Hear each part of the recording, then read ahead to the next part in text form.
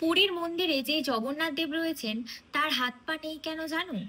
তিনি কি অসম্পূর্ণ, নাকি তার এই অসম্পূর্ণতার মধ্যেই লুকিয়ে আছে কোনো মহা রহস্য? একবার রাজা ইন্দ্রদম্ন স্বপ্নে দর্শন পান শ্রীহরির। তিনি বলেন সমুদ্র তটে এক ভাসমান নিম কাঠের সন্ধান করতে। সেই নিম কাঠ দিয়ে তৈরি করতে বলেন তার মূর্তি। রাজা তখন সমুদ্র থেকে সেই কাঠ তুলে নিয়ে আসলেন মূর্তি তৈরি করার জন্য। অনেক কারিগর আনা হলো, কিন্তু সমস্যা ছিল একটাই, কোনো কারিগরই মূর্তির ঠিকঠাক আকার দিতে পারছিলেন না। তখন স্বয়ং বিশ্বকর্মা এক বৃদ্ধ কারিগরের রূপে আসেন রাজার দরবারে। তিনি রাজাকে বলেন যে তিনি এই মূর্তি গড়ে দেবেন, কিন্তু তিনি একটা শর্ত দিলেন রাজাকে, যতদিন না আমার মূর্তি তৈরির কাজ শেষ হচ্ছে ততদিন এই মন্দিরের দরজা কেউ খুলতে পারবে না। যদি মন্দিরের দরজা খোলা হয় তাহলে তিনি আর মূর্তি তৈরি করবেন না।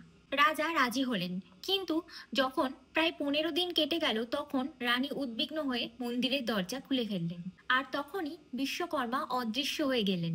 আর তার মূর্তিগুলো রইল অসম্পূর্ণ, হাত পা না থাকা অবস্থায়। কিন্তু রাজা বুঝলেন যে এটাই ঈশ্বরের ইচ্ছা। এই অসম্পূর্ণতার মধ্যে রয়েছে সম্পূর্ণতার প্রতীক। ভক্তি থাকলে ভগবান সব রূপে সম্পূর্ণ।